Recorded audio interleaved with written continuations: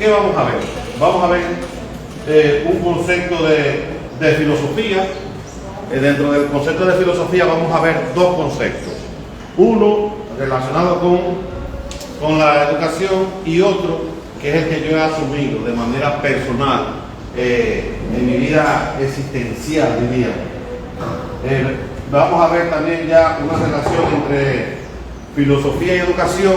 En principio les voy a presentar un esquema amplísimo de cómo se relacionan diferentes corrientes y diferentes filósofos con la educación, pero no lo voy a desarrollar, solamente para presentárselo, para que tengan una idea, para que si luego quieren hacer algún tipo de investigación, tengan elementos ya, un norte que puedan seguir.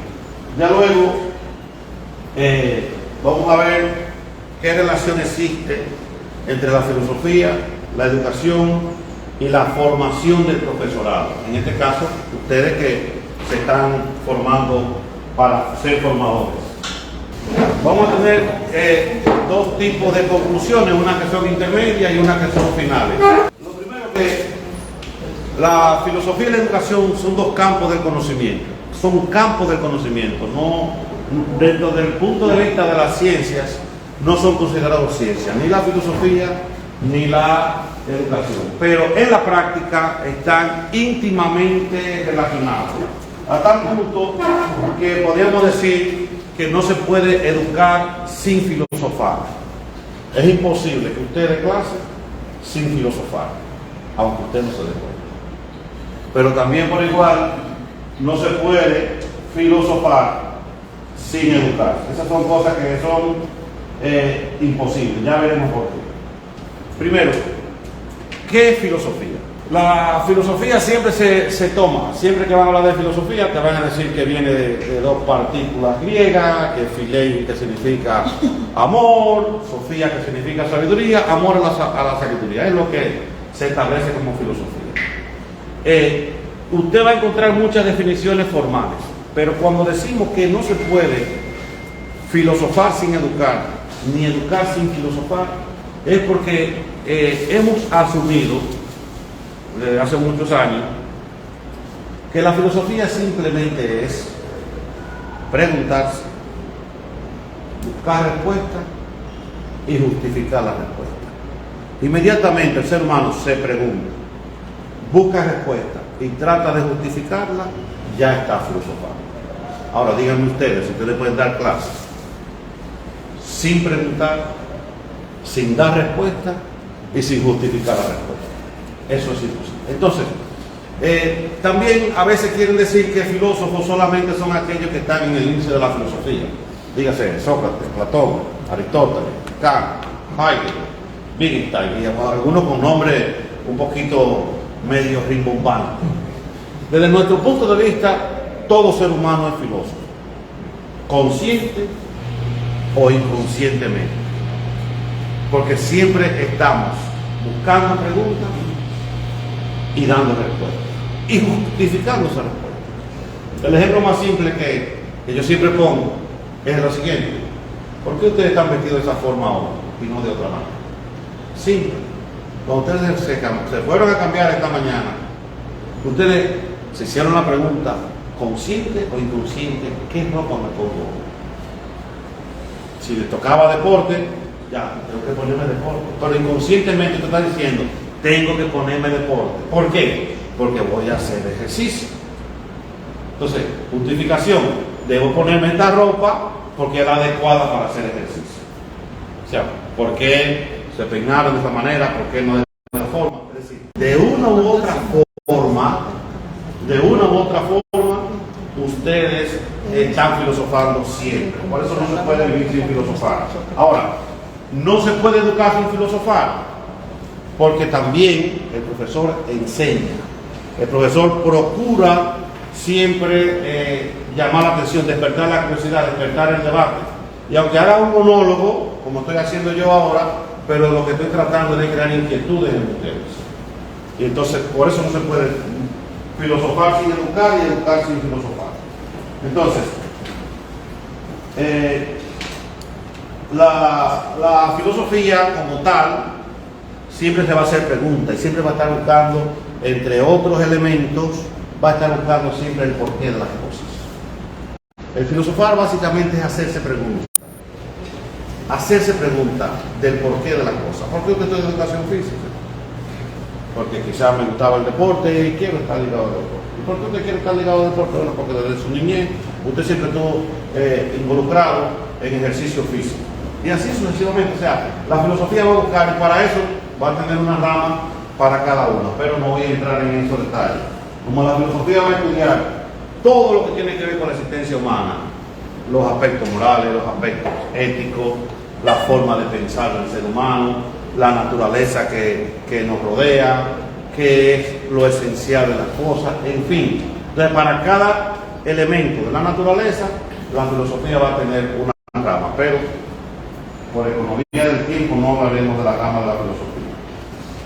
Entonces, la filosofía, como les he dicho, tiene una relación directa con la educación y viceversa. ¿Por qué? Porque a través de la educación es que en el proceso de enseñanza-aprendizaje se transmite conocimiento, se construye conocimiento y se hace de una manera, diríamos, colaborativa. Hoy en día se habla de que el conocimiento se construye en el aula, pero de una u otra forma el profesor lleva conocimientos previos y el estudiante también lleva conocimientos previos. Entonces, de una u otra forma también el profesor transmite conocimiento porque tiene una experiencia vivida y formada. Ahora bien, ahora les voy a presentar lo que sería una relación esquemática de filosofía y educación, para que más o menos tengamos una idea más amplia a lo que hemos venido a plantear el día de hoy. Por ejemplo, en el currículum dominicano de la década del 90, con el plan decenal, fueron bastante visionarios y elaboraron 2 tomos de lo que se conoce como los fundamentos del currículum dominicano. Si usted analiza esos 2 tomos en cuanto a los contenidos, en cuanto a la manera de presentación de los contenidos, en cuanto a la forma de abordaje de los contenidos, usted lo exprime así y sale filosofía de la educación.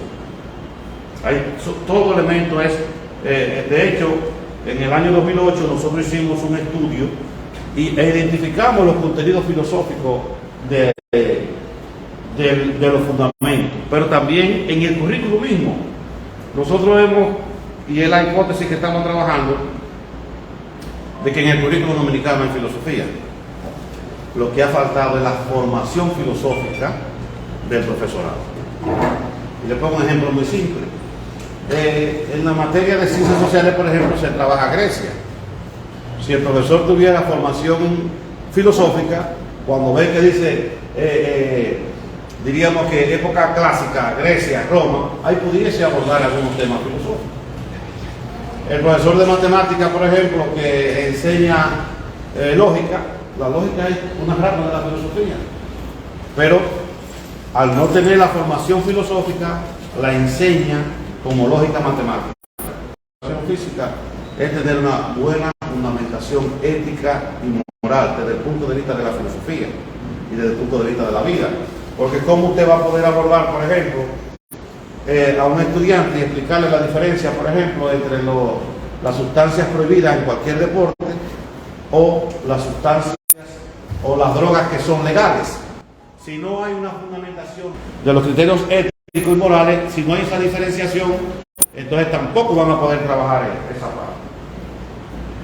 Entonces, la educación como proceso de construcción de conocimiento no es posible. No es posible que haya una construcción del conocimiento si no hay educación. Ustedes dirán, profesor, pero en algún momento dado no había escuela. Bueno, no había escuela como la que tenemos hoy, que los estudiantes van a las aulas, ese tipo de cosas. Pero siempre, desde que el ser humano comenzó a establecer la comunicación de una u otra manera, ha habido educación. Por lo tanto, es la educación la que realmente permite que se desarrolle el conocimiento. O sea, el ser humano, diría Aristóteles, que todo ser humano tiene una necesidad de saber. Por esa necesidad de saber viene dada en todas las culturas. Ustedes verán que en cualquier libro, sí, Dígase el caso, en diferentes culturas bastante antiguas, donde se enseñaba a cazar a los más jóvenes, principalmente era el anciano de la aldea, quien se le conocía como más sabio, le enseñaba ya sea a cazar, a hacer fuego u otra cosa. Claro, sí, gracias, muy bien. Siempre ha habido algo.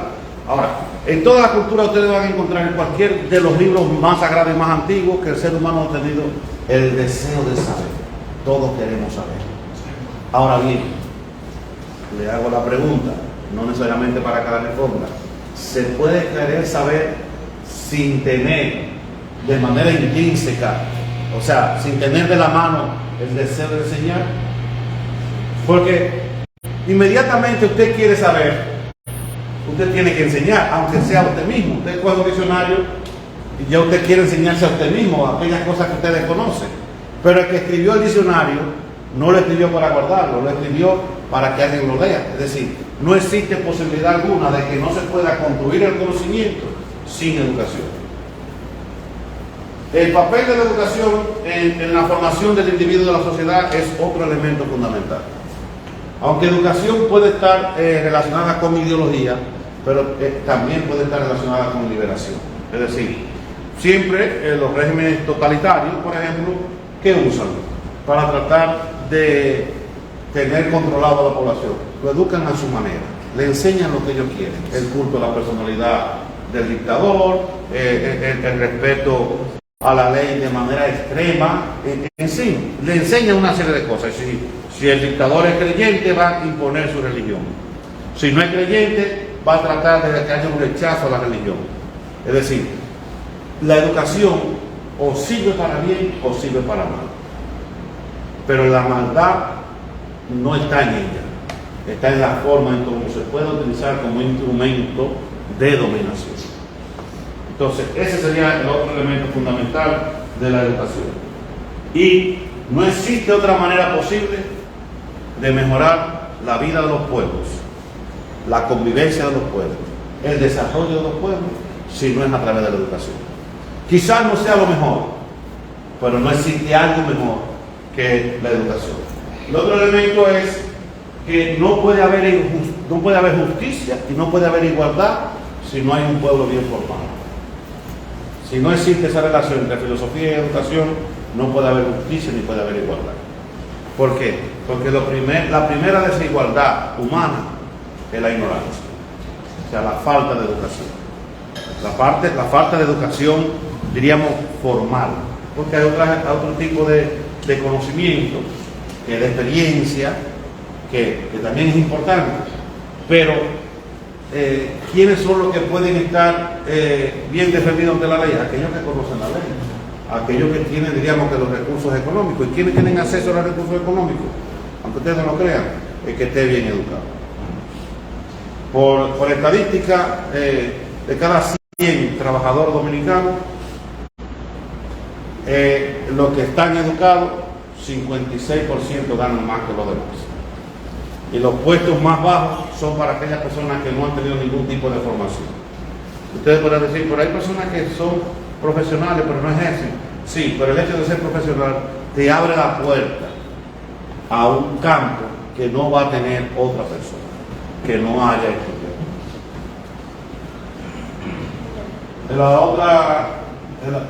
Por ejemplo, teorías filosóficas que tienen que ver con la educación. Por ejemplo, está el idealismo.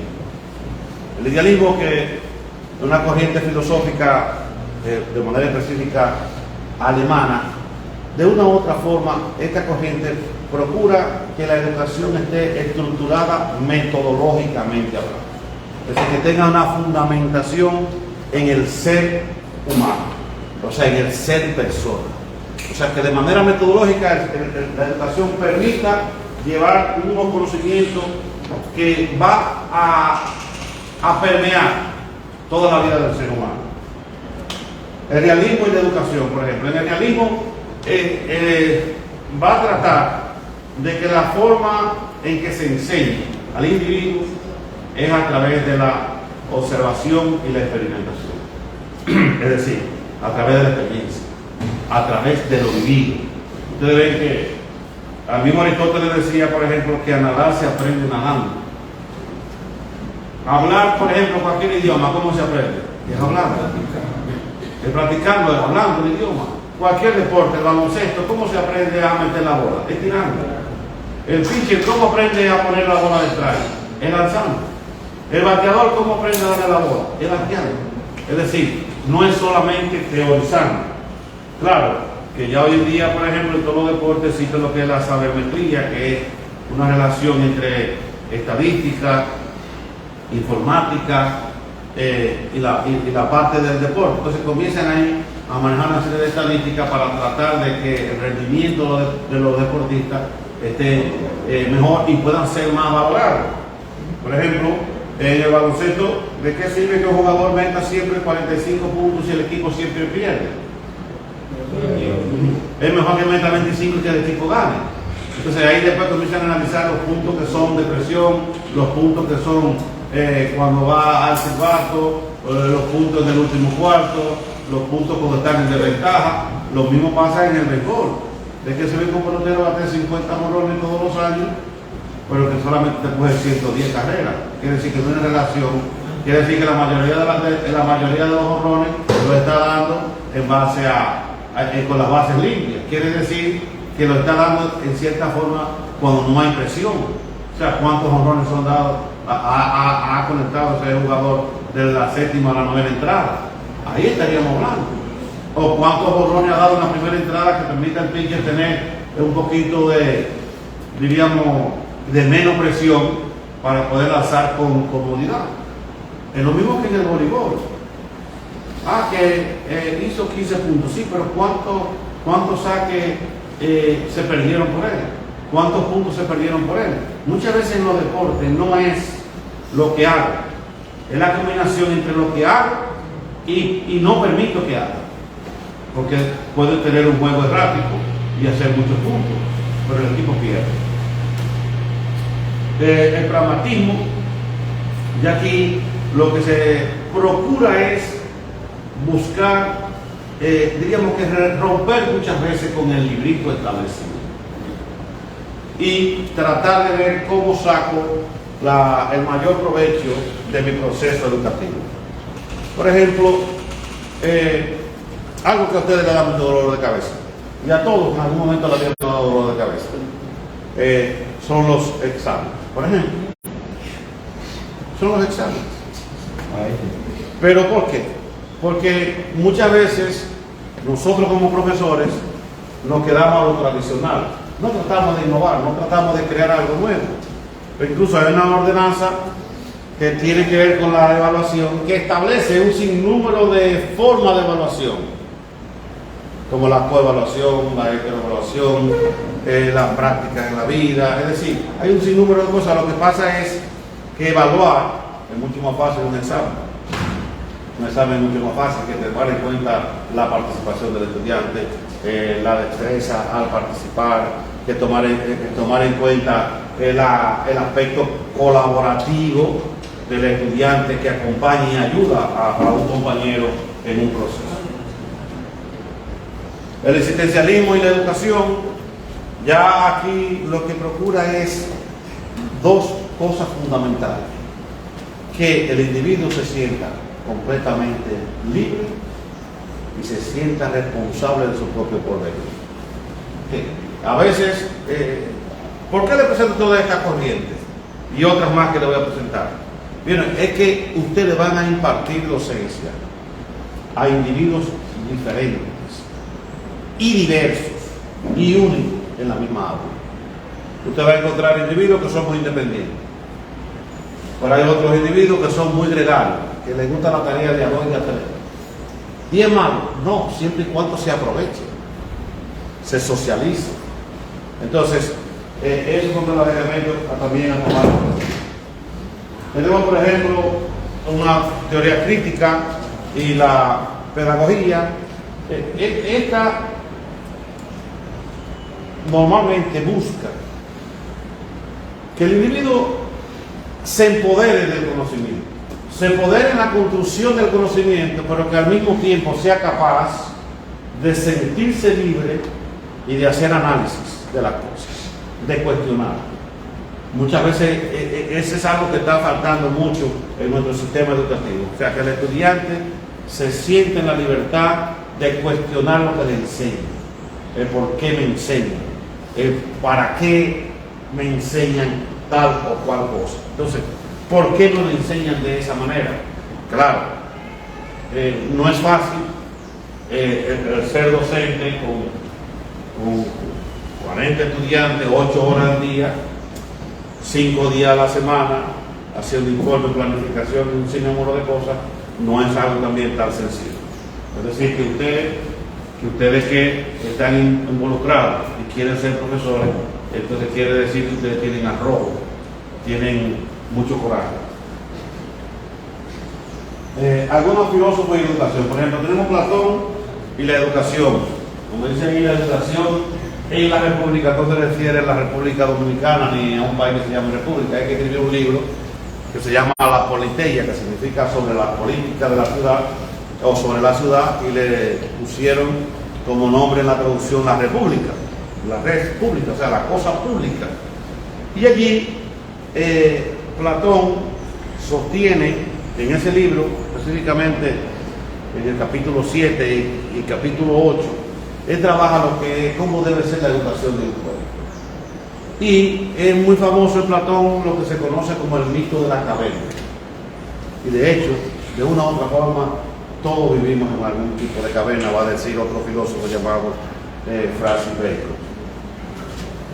Para Platón la caverna es el ejemplo que él pone para tratar de explicar la forma de cómo la filosofía libera, pero libera a través de la educación. El mito de la caverna consiste en que hay, así como están ustedes, individuos encadenados, pero desde niños, solo mirando hacia el frente, no pueden mirar hacia los lados. ¿Y qué ocurre? En la parte de atrás, un grupo de personas pasan con antorchas y con objetos, ánforas, estatuas. Entonces, ¿qué se va a reflejar allá? La sombra de las estatuas y las ánforas. Ahora yo le pregunto a ustedes, ¿qué va a ocurrir si toda la vida, desde niños, ustedes han visto esas sombras? Para ustedes, ¿qué serían esas sombras? ¿Eso sería la realidad o no sería la realidad? La realidad, correcto. Eso es la realidad, porque eso es lo que usted ha visto siempre. Pero bien, entonces, ¿qué ocurre? Esa realidad, para esos individuos, ¿cuál va a ser? La sombra. Pues lo que ha visto siempre. Entonces, Platón sostiene, ¿y qué ocurre entonces si uno de ustedes rompe la cadena y sale? ¿Qué le pasaría a este sale? Los demás lo verían como un loco. O sea, cuando ese salga, que venga y le diga a ustedes, miren, eso que ustedes están viendo ahí, eso no es la realidad es otra cosa. ¿Qué va a pasar? Que todo el mundo lo va a ver como que es loco. ¿No es verdad que sí? Pero muchas veces nosotros tenemos creencias, no solamente religiosas, sino de la vida, que por más que nos lo expliquen con razonamiento concreto, no lo vamos a aceptar. Entonces, ahí es que entra grandemente, diríamos, la relación entre filosofía y educación. Es decir, ¿cómo le digo la verdad a una persona de manera tal que esa persona quiera entrar en reflexión? Yo le pongo un ejemplo bien simple. ¿Qué ustedes creen que ocurriría si en una misa católica hay 50 señoras de 70 años de edad que no hayan estudiado la Biblia y que van siempre a su misa los domingos, que rezan el rosario y que se confiesan con el cura? ¿Qué ustedes creen que van a pensar o a decir esas señoras si el sacerdote dice que todos los apóstoles tenían esposa excepto Juan? ¿Qué ustedes creen que van a decir esas señoras? Que no es así. Que no es así. No lo van a creer que es así. ¿Por qué? Porque no han leído la Biblia. No lo han leído la Biblia, pero se van a sentir mal, porque van a pensar que el sacerdote está desacreditando a los apóstoles. ¿Sí? Porque los apóstoles son santos. Y así hay muchas cosas que se pueden llegar a esos elementos. Entonces, Platón va a sostener que el individuo debe tener una formación íntegra. Claro, en su época había que saber de deporte, había que saber de matemáticas y había que saber de filosofía. Eso era lo que él planteaba. Y de hecho, hoy en día todos debemos tener un conocimiento y la educación era propio de la ciudad, como es hoy. Es decir, era una responsabilidad, pero de todos. Claro, se ha ido perdiendo muchas cosas. Cuando Wanda era una adolescente, no saquen la cuenta, cuando Wanda era una adolescente, en su pueblo los vecinos podían llamarle la atención y se aceptaba como tal. Hoy en día ya eso no se puede. ¿Por qué? Porque se ha ido perdiendo el sentido de la responsabilidad social de la educación. O sea, cada quien tiene que educar a sus hijos y no quiere que nadie opine sobre eso. Aristóteles escribió un libro también que se llama La Política. Y dentro de ese libro también tiene una teoría muy bonita sobre la relación filosofía y educación, y siempre habrá un elemento común en todos aquellos que escriban sobre la filosofía de la educación, o la educación en la filosofía, o la relación filosofía-educación, y es siempre la formación desde la niñez. Siempre la formación de la niñez. Incluso la palabra pedagogía, como ustedes muy bien saben, viene relacionada con el término del niño. O sea, pedagogía era el esclavo que llevaba al niño, porque cuando Roma invade Grecia, Grecia invadió a Roma, una contradicción. Roma invadió a Grecia por las armas, pero Roma de una u otra forma la invadió por la cultura. Entonces el esclavo griego tenía una mayor formación que el amo romano, y de ahí la palabra pedagogía. Entonces el elemento común siempre van a tratar de educar desde la juventud. Lo mismo hace Jean-Jacques Rousseau en el contrato social, pero en el libro que se llama Sobre el Emilio, se llama así, El Emilio o de la Educación, también presenta elementos que cada día más se hacen más vigentes.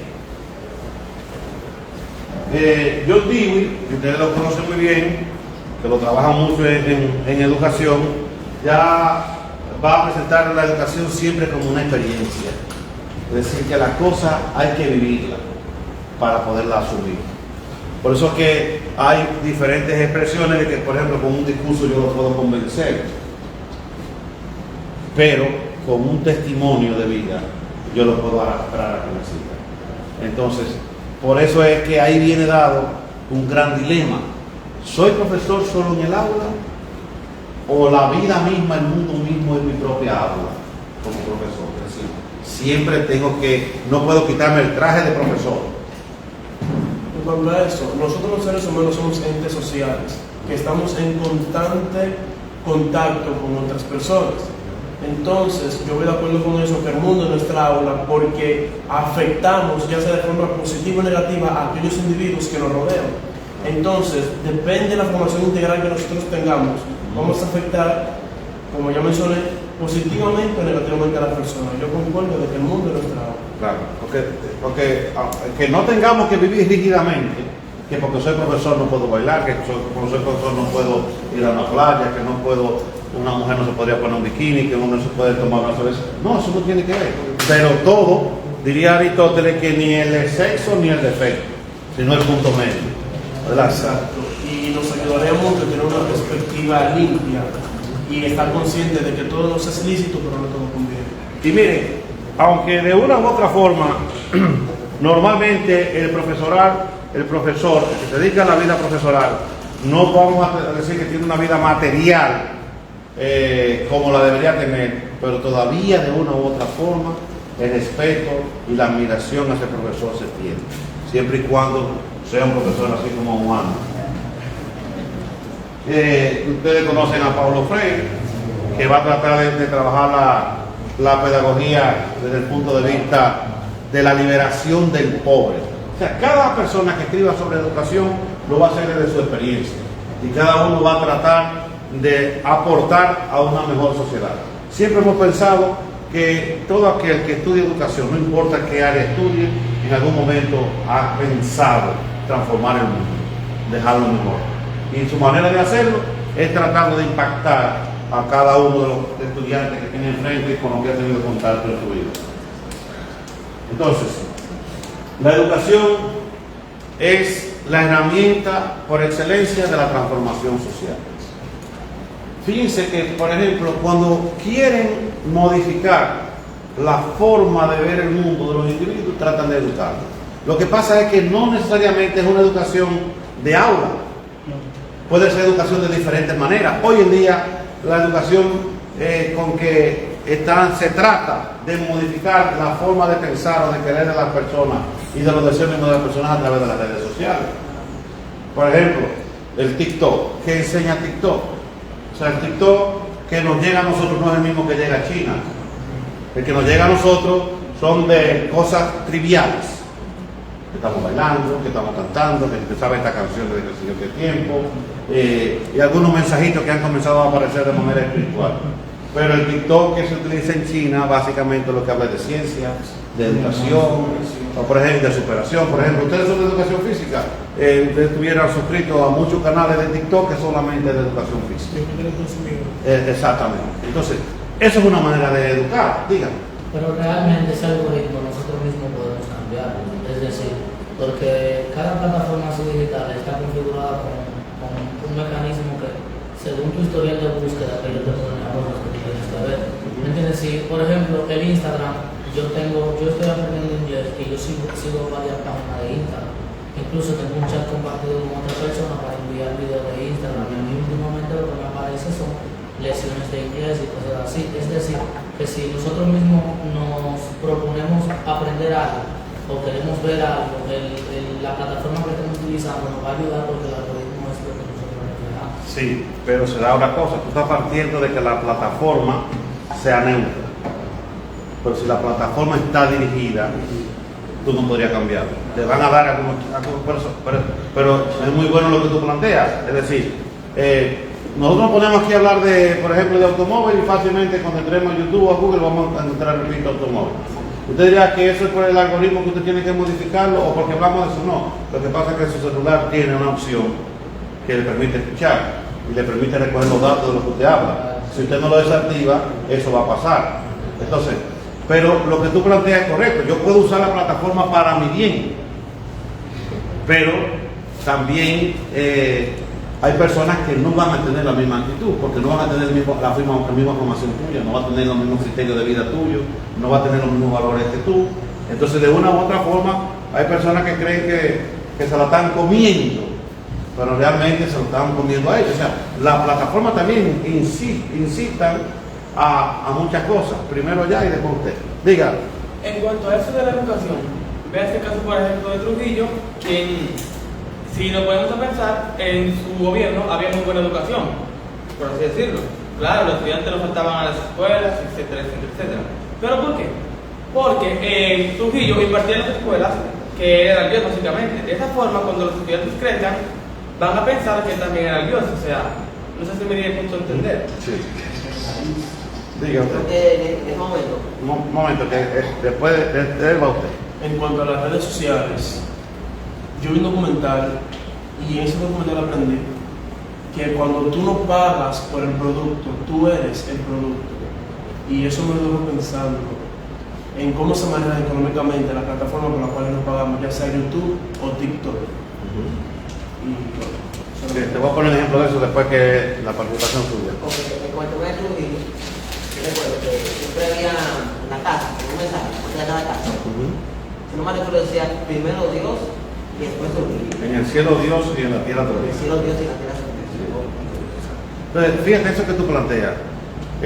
Realmente, en la plataforma, tú dices, pero ¿por qué el WhatsApp es gratis? ¿Por qué el Facebook es gratis? Y le genera dinero. ¿Por qué el Instagram es gratis? Y sin embargo, Mark Zuckerberg, por ejemplo, de Facebook y de WhatsApp, es uno de los hombres más ricos del mundo. Bueno, lo que pasa es que, como decíamos ahorita, como tú bien decías, si tú no pagas, tú eres el producto. Le voy a poner un ejemplo simple. Había un juego que había que buscar como la realidad, como un Goku en la calle. Un Pokémon Go, exacto, Pokémon Go. Y la gente tenía que salir a buscar a la calle. Ahora, ¿quién manejaba dónde usted buscaba el Pokémon Go? Eran ellos. Entonces, ¿cómo ellos le sacaban dinero? Por ejemplo, vamos a suponer que una tienda X tiene pocos clientes y ellos quieren tener más clientes, pues le pagaban a la plataforma y la plataforma le garantizaba que por lo menos 100 personas iban a pasar por la tienda. Ya después que pasaran por la tienda, ya iba a ser mucho más fácil poder captarla. Esa es una manera. Otra manera es también, como bien decía el joven, el algoritmo. Si yo ando buscando, por ejemplo, unos zapatos, todas las tiendas de zapatos van a querer que yo vea su anuncio. Entonces, esas tiendas le pagan para que entonces vean ese anuncio. Pero hay otra forma también. Por ejemplo, si yo quiero buscar en internet una computadora, y yo pongo en internet la mejor computadora del mercado, ¿realmente me va a salir la mejor del mercado? No, me va a salir de primero la fábrica de computadoras que más pagan. Es lo mismo que los supermercados. Cuando usted está en un supermercado, usted se para un escaparate, una góndola, un estante, que usted le quiere llamar, los productos que están en este rango de su visión son más caros, pero pagan más para estar ahí. Los que están más arriba y los que están más debajo son más baratos. Es decir, que de una u otra forma, por eso es que la relación entre filosofía y educación se hace un arma fundamental y transformadora, porque cuando uno no tiene conocimiento de las cosas y no tiene pensamiento crítico, entonces uno va a ser una marioneta, una veleta que nos van a utilizar. Entonces, fíjense que ¿cuándo es que más se habla de educación? Por ejemplo, en República Dominicana, cuando estamos en la época de campaña. Sí. Siempre se habla de que estamos en un cuarto grado, que hay que subir un sexto, que después hay que subir un octavo, que hay que mejorar la eficiencia del 4%. O sea, porque es un tema político. ¿Por qué? Porque la educación es un tema de Estado y es un tema de sociedad. Como va la educación de un pueblo, así va el futuro de ese pueblo.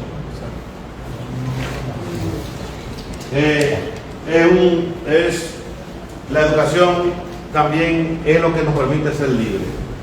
No necesariamente, de una u otra forma todos vamos a ser esclavos de algo, pero nos permite ser más libres, por lo menos ser conscientes de esa esclavitud. Si usted es consciente de esa esclavitud, usted la disfruta o no la disfruta. Porque hay esclavitud que en cierta forma no son malas.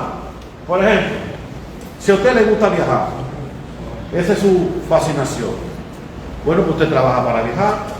Entonces usted está siendo como esclavo de los viajes, pero eso a usted le fascina. Entonces, lo que a usted le guste, le permite lograrlo, siempre y cuando usted esté más educado. Porque con la educación usted podrá tener acceso a los recursos de poder lograr eso que usted quiere. Pero al mismo tiempo, usted va a poder ser más libre de pensamiento. Y al ser más libre de pensamiento, puede tener una vida un poco más flexible, más relajada, que le permite entonces vivir en libertad. No puede haber democracia si no hay educación filosófica, si no hay filosofía de la educación y si no hay una buena relación de filosofía y educación. ¿Por qué? Porque la democracia se sustenta en que cada individuo debe opinar sobre los problemas básicos de su población, de su sociedad. Pero ¿cómo opino si no estoy formado? Por ejemplo, ¿por qué por mucho tiempo en nuestro país el bromato de potasio, creo que era, o de sodio, el bromato, que era un elemento químico que le ponían al pan para que durara más tiempo, se conservara más? ¿Por qué duró más tiempo aquí para quitarlo que en otros países? Porque no estábamos educados. O sea, no podíamos luchar contra eso. No podíamos decir que ya era tiempo de que lo quitaran. Es decir, en la medida en que el individuo tiene una mejor formación, entonces eso le va a permitir poder tener ideas claras. Es decir, que cuando un político le habla de algo, usted tiene una buena formación, usted podría trabajar aún más. Por ejemplo, normalmente los recintos deportivos de nuestro país solamente son intervenidos cuando hay unos juegos centroamericanos o unos juegos panamericanos o un torneo. Solamente. O sea, si se diera un mantenimiento continuo y se practicara continuamente, entonces fuera diferente. Dígame, ¿verdad? La decadencia del pensamiento crítico y de la educación está decayendo porque es que hoy en día las personas tienen el entendimiento un poco entumecido, porque se han vuelto consumidores adictos de lo que vendría siendo las redes sociales, y eso cierra la capacidad crítica de una persona porque se desconecta de lo que verdaderamente lo edifica como persona y simplemente consume. Incluso la Organización Mundial de la Salud ha establecido ya que la adicción al celular es una enfermedad. Incluso ustedes pueden verificar en sus celulares que le dice la estadística de cuántas horas al día han dedicado durante una semana. Y si ustedes calcularan esas horas en deporte, en lectura, en ejercicio, en compartir con los amigos, en salir a pasear, miren, eso es casi una vida lo que se está perdiendo en las redes sociales. Porque desde que usted, por ejemplo, dedica en el día entero entre 5 y 8 horas diarias, que parecen muchas, pero busquen la estadística y verán que no es tanto con respecto al tiempo que están durando. Hay personas que duran hasta 12 horas usando el celular. Entonces, 12 horas es, diríamos que la mitad de la vida.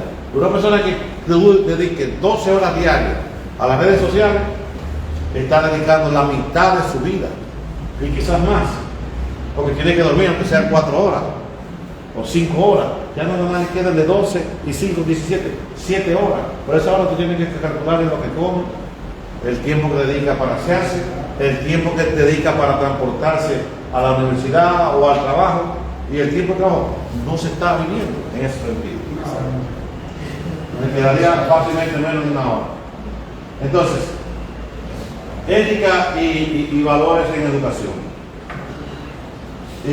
Estaríamos hablando aquí que, bueno, en honor a este recinto que se llama Eugenio María de Hostos. Eugenio María de Hostos escribió un libro pequeño, breve, pero con mucho contenido, que se llama La moral social. En ese libro, Eugenio María de Hostos establece que el individuo que no tiene la formación moral o no conoce los principios morales o de una religión es un perverso. ¿A qué se refiere a eso? Bueno, hay dos maneras en que el individuo puede tener una conducta vamos a decir correcta. Puede ser que usted sea religioso y le tenga tanto miedo a Dios que usted se porte bien. Eso es una forma que no está mal. Para la convivencia social no está mal. Pero también está la que usted tenga una formación ética y moral tan fuerte que usted entienda que el bien hay que hacerlo por encima de todo. Y para eso, por ejemplo, podemos poner 2 ejemplos o 3. La Biblia dice: no hagas al otro lo que no quieres que te hagan a ti. Lo dice también de manera positiva: hazle al otro lo que tú quieres que te hagan a ti. Es una frase que puede ser, puede haber contraargumentos sobre esa frase.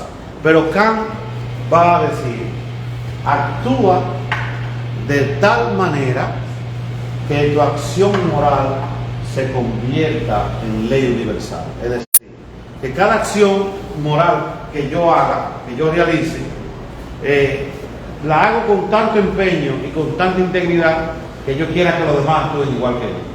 Entonces, ahí entra fundamentalmente esta formación ética. Entonces, es en la educación que se forma el carácter. Normalmente confundimos carácter con temperamento. El temperamento es una persona que sea iracunda, que de cualquier cosa se altera. Otra persona que es suavecita, que como decimos en el sentido dominicano, no lo mata a nadie. ¿No es así? Bien, pero el carácter ya es lo que nos identifica. La forma de hablar, la forma de vestir, la forma de reír, la forma de comportarnos. Y quien permite que ese carácter se forje, que permita una buena convivencia social y en la palabra de Rousseau, que podamos tener un buen contrato social en cuanto a que podamos convivir como individuos, es obligatoriamente y necesariamente la educación. La educación es la que nos permite tener mayor conciencia ciudadana. Es decir, ¿por qué la educación? Muy simple. Si le preguntáramos a una persona que nunca ha ido a la escuela y que no sabe leer ni escribir, ¿podría entender qué tiempo tarda en descomponerse una botella de plástico? No. Bien, entonces, bueno, si no lo sabe ya tiene la pregunta. Bien, ¿qué ocurre? El plástico tarda a veces 200 y hasta 500 años para descomponerse de manera natural. Entonces, es a partir de la educación ciudadana que podemos enseñar a las personas a que no debemos tirar plástico a la calle. Porque, por ejemplo, si vamos por un campo y en la cuneta tiramos una botella de agua, por ahí no pasa el camión de la basura, por ahí no pasa el ayuntamiento. Entonces eso de una u otra forma va a ir creando un cúmulo de basura que luego puede crear, que cuando llueva, puede crear cierta inundación que luego ya usted no pueda pasar. Pero ese tipo de razonamiento solamente es posible a través de la educación para formar lo que se conoce como la responsabilidad social. Ahora, la filosofía de la educación y en este caso la pedagogía, les decía al principio que en el caso de la educación dominicana tiene lo que son fundamentos filosóficos. Usted ahí lo va a leer y no se va a dar cuenta, pero el siendo filósofo que ha escrito algo sobre la ética, sobre la moral, sobre la lógica, sobre los morales, sobre los valores, sobre la materia, sobre la forma, sobre los criterios que hacen que un saber sea científico o no. Para todo eso, la filosofía tiene una rama, y de una u otra forma todos esos contenidos están en el currículum dominicano. No existe mejor forma de enseñanza en los procesos pedagógicos si no es a través del método filosófico. El más famoso es el método filosófico que se denomina como mayéutica, no se llama mayéutica, pero mayéutica es el tercer paso del método de Sócrates, que consistía en hacer una pregunta, y después de hacer la pregunta, en términos de nosotros los dominicanos, hacerlo el vuelo, pero con fe, para que la persona pudiese hablar, y entonces luego con la mayéutica comenzar a hacerle preguntas para tratar de que la persona por sí misma saque la respuesta. Y cuando hablamos en educación, lo que se trata es de que el individuo construya el conocimiento, es porque debe darse un proceso dialógico. Siempre, desde el punto de vista de la filosofía, el profesor, el maestro, el facilitador, el docente, como usted le quiera llamar, debe tratar de ver a los alumnos como si fueran sus propios hijos. Es decir, que se preocupe por ellos, por la educación de ellos, como si fuera un padre preocupándose por la parte material de sus hijos. Y los hijos y los estudiantes deberían ver al profesor como un padre, pero como un padre que se le puede cuestionar, como un padre que se le puede dialogar, como un padre que se le puede preguntar, y diríamos que establecer un diálogo tirante, pero siempre desde un grado de respeto. Por eso ustedes ven que cada vez que aparece en las redes sociales o en los medios de comunicación que una agresión de un estudiante hacia un profesor, o de un profesor que violó la línea de respeto y de la moralidad hacia un estudiante, siempre se ve como algo bastante grande. ¿Por qué? Porque todavía queda en la parte emocional de nuestra sociedad de que el alumno es sagrado para el profesor, pero el profesor debe ser sagrado para el alumno. Es como una convivencia de sacralidad que debe darse allí. ¿Usted? Ok, fíjense, miren qué es lo que ocurre. Miren qué es lo que ocurre. Si yo le preguntara a ustedes cuántos vuelos, no aviones, cuántos vuelos en el día se dan a nivel mundial, vuelos, son muchísimos, no tenemos idea y no nos damos cuenta. Ahora, desde que un avión se cae, todo el mundo está escandalizado, ¿no es verdad que sí? Bueno, es lo mismo que pasa, yo comparto con ustedes, es lo mismo que pasa. ¿Cuántos profesores dan clases diarias? ¿A cuántos alumnos? Son muchísimos. Solamente en el sector público hay cerca de 80.000 profesores. Y pasa desapercibido. Ahora, cuando decimos que el respeto todavía existe, lo decimos por eso, porque cuando pasa la excepción de que un maestro le falta respeto a un estudiante, pasa algo, o el estudiante al maestro, ya es un escándalo. ¿Por qué un escándalo? Porque es algo que no pasa con frecuencia. Y hace más ruido un maestro que comete un error, un estudiante que comete un error, que los 80.000 maestros que cada día están impartiendo docencia. Hay un dicho que dice que siempre lo malo te sabe primero. Sí, muchas veces uno le dice así a un compañero, un amigo, mira, yo estuve enfermo, y le dije, bueno, es que como no fue un chisme, yo no me enteré. Adelante. También se compara lo de antes con lo de ahora, diciendo que antes era mucho mejor, y etcétera, etcétera, etcétera. Pero recordemos que antes no habían redes sociales o no se usaban tanto como ahora. Si antes pasaba algo malo, máximo se iba a enterar la comunidad de ahí como máximo. Ahora pasa actualmente, la comunidad se entera, se pone a Facebook, Instagram y todo, y ya ahí se enteran a la gente que no son del país. Eso es correcto. Bien. Sobre la formación del profesorado, la relación con la filosofía es lo que hemos ido hablando. Filosofía, formación del profesorado y práctica docente. Y ya habíamos hablado del profesor como agente de cambio y transformador social, es realmente el protagonista de los cambios sociales, claro, siempre que el estudiante lo permita. La reflexión filosófica es lo que permite también, diríamos, el mejoramiento de la educación. Fíjense, por ejemplo, hay un libro que es el más mencionado en la educación, aunque no es el más leído, que fue un estudio que hizo un profesor de la Escuela de Pedagogía o de la Escuela de Educación de la Universidad de Harvard, que se llama Howard Gardner, que se llama Las Inteligencias Múltiples. Es el libro que más se menciona, por el menos leído y en cierta forma el menos aplicado. ¿En qué sentido? Bueno, ustedes van a tener 40 estudiantes, 35 estudiantes en un aula.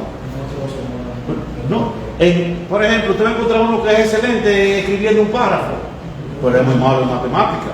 Pero habrá otro que no es tan bueno en los deportes. Entonces, en la medida en que aplicamos los mismos criterios para todos, entonces estamos condenando a unos y salvando a otros.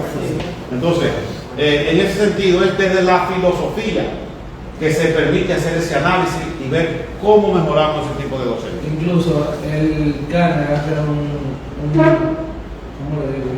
modo de reflexión en el mismo libro. Él dice que si tú comparas a Hawking con Lionel Messi, no quiere decir que Hawking fue más inteligente, sino que Hawking era inteligente en una área y Messi en otra. Claro, entonces hay que aprender a sacar el provecho a cada uno de ellos. Pero ¿cómo podemos nosotros analizar si la práctica docente es buena? Es con una buena formación de pensamiento crítico, también de humildad y sencillez, porque muchas veces nosotros los profesores, y ustedes que son profesores en potencia, van a creer que tienen, como diríamos en algo popular, a Dios agarrado por el rabo. Es decir, creemos que la verdad la tenemos nosotros. A mí las veces, yo tengo más de 20 años dando clases, y las veces que yo creo que más he impactado a un estudiante cuando me ha hecho una pregunta y yo le he dicho que no sé. Yo recuerdo una vez que me dijo un estudiante: profesor, ¿y qué significa la palabra matemática? Yo daba una clase de filosofía. Y yo dije: mira, yo no sé, pero yo voy a averiguar. Si en griego antiguo significa lo que se enseña o lo que se aprende. Porque lo importante muchas veces de las preguntas no es que demuestre que tú no lo sabes. Lo importante de la pregunta es que te motive a buscar ese conocimiento. Entonces, a ahí me refiero, o sea, tenemos que ser abiertos, porque hoy en día, como hay tantas posibilidades, es posible, por ejemplo, que usted dé clase en un colegio de ricos y usted vaya a explicarle a un muchacho sobre el Quijote de la Mancha, por ejemplo. Pero sucede que ya él hizo una gira, una excursión por todos los lugares que menciona el Quijote de la Mancha, que existe ese tipo de cosas. O que usted le vaya a hablar por ejemplo, del Coliseo de Roma, usted hablando de que dónde fue la primera Olimpiada en 1776 en Grecia, y sucede que ya él ha ido a Grecia. Entonces, ¿qué de malo tiene que usted integre a ese estudiante a hablar con usted? O sea, a presentar ese tipo de cosas. Es decir, tenemos que también ser en ese sentido abiertos. No existe posibilidad de que las disciplinas puedan interactuar si no es a través de la educación. Y ya hoy en día la investigación científica, eso es lo que plantea, que debe ser colaborativa, diferentes disciplinas trabajando lo mismo. Por ejemplo, no es lo mismo el entrenador de un deporte que el preparador físico de ese atleta.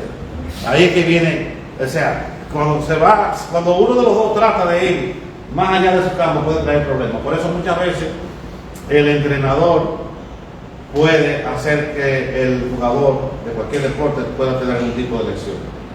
¿Por qué? Porque está sobrepasando ese tipo de cosas.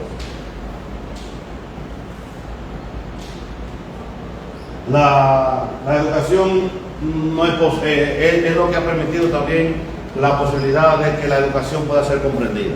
Normalmente se piensa que la filosofía es difícil de entender. Sí, hay temas que son difíciles de entender porque hay autores que escriben de manera difícil de entender porque escriben en un nivel muy alto con unos términos muy complicados. Pero ¿quién lo hace más fácil? Es la educación. O sea, tratando, entonces se puede bajar los criterios, pero como dice que va a bajar los criterios de un pensador para tratar de que lo entienda, usted realmente lo que está es pensando en la educación. O sea, cómo educar para que personas que no tengan la formación profunda de algo también puedan tener una idea de eso. Eso se hace a través de la educación. No se puede ser reflexivo en educación si no hay un pensamiento filosófico, como ya hemos ido hablando. Entonces, voy a adelantar un poco. El futuro de la educación está muy vinculado a lo que es la filosofía. Bien, ahora, ¿por qué es fundamental la filosofía, la relación de la filosofía y la educación? Primero, permite comprender el conocimiento, permite reflexionar sobre los principios éticos y los valores morales de los individuos a través de uno y del otro. La filosofía siempre ha influido a lo largo de la historia de la educación que practicamos. Es la filosofía la que va a ofrecer las bases teóricas para un desarrollo adecuado de la educación. Es esencial porque ayuda a la formación de individuos capaces para enfrentar los desafíos. Cada día más tenemos más desafíos que enfrentar, problemas que resolver. La relación entre filosofía y educación lo que va a permitir comprender el ambiente que nos rodea, saber sortear las dificultades que se nos van a presentar. Las dos juntas es la que permiten que podamos tener individuos íntegros, con una buena cabeza bien formada, pero un buen corazón bien grande para poder amar. Bien, entonces, tiene su fundamentación teórica como ya hemos planteado. No hay filosofía ni reflexión de la educación sin que haya una práctica educativa crítica. El currículum y la educación siempre procuran que uno sea empleado. O sea, en ese sentido, está conservando la estructura económica como tú planteas. Es decir, por ejemplo, ustedes estudian educación física. Ahora, a ustedes les van a dar alguna materia que se llama, por ejemplo, emprendedurismo en educación física. Es decir, cómo poner, por ejemplo, una academia privada para el deporte, donde usted sea su propio jefe. No. Le van a enseñar, por ejemplo, cómo hacer a través de una asignatura, diríamos, acceso a los préstamos de los bancos para invertirlo en quizás una tienda deportiva. No, lo que le enseñan es a dar clases, y dar clases de cierta forma es para seguir siendo empleado toda la vida. Miren, hay que quedarse siempre creyéndose la película de que uno debe ser la oveja negra, porque cuando uno tiene la concepción de que es la oveja negra, uno va a tratar de romper el molde.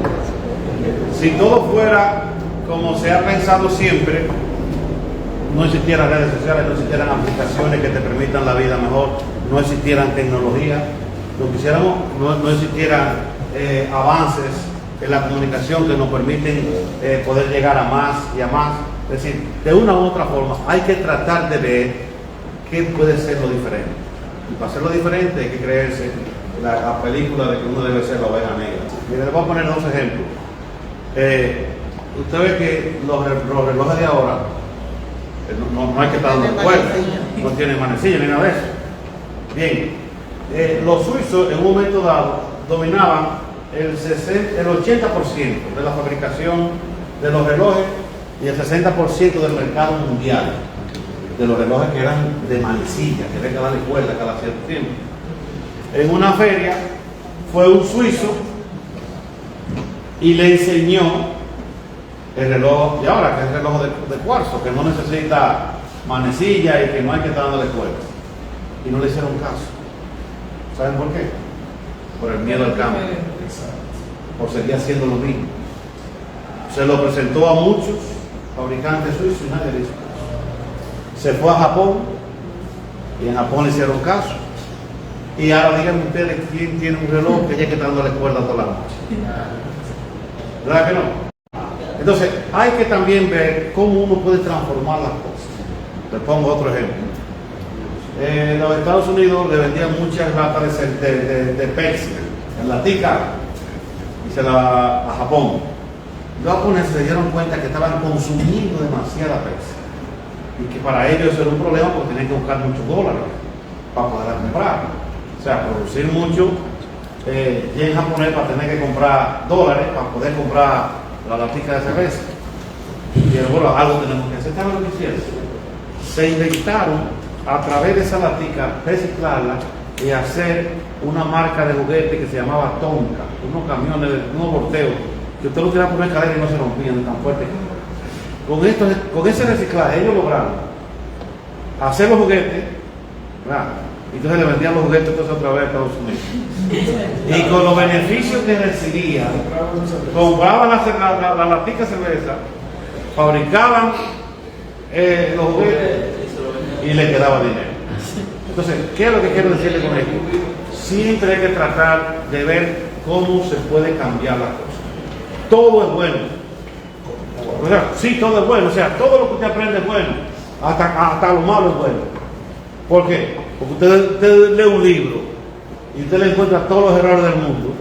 Pues fue bueno, porque usted pudo practicar la ortografía, la gramática, se dio cuenta que ese libro era malo. O sea, hay que tratar de sacarle lo bueno también a lo malo. Otro ejemplo de cómo nos dejamos por las estructuras es que otro ejemplo que hay, lo pueden encontrar también en YouTube, es un hombre que va conduciendo en un automóvil a todo lo que da, pero llegando a una curva hace así como que se va a ir por una barranca, pero luego se estabiliza su vehículo y sigue, y una mujer que viene conduciendo otro vehículo, él le vocea cerdo,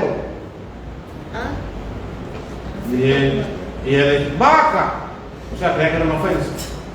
Cuando fue más adelante, chocó con cero. O sea, porque el problema es la estructura. Por eso que digo que hay que tratar de buscar otra posibilidad de las cosas en que podemos ver. Bueno, pues entonces ahí hemos terminado. Muchas gracias.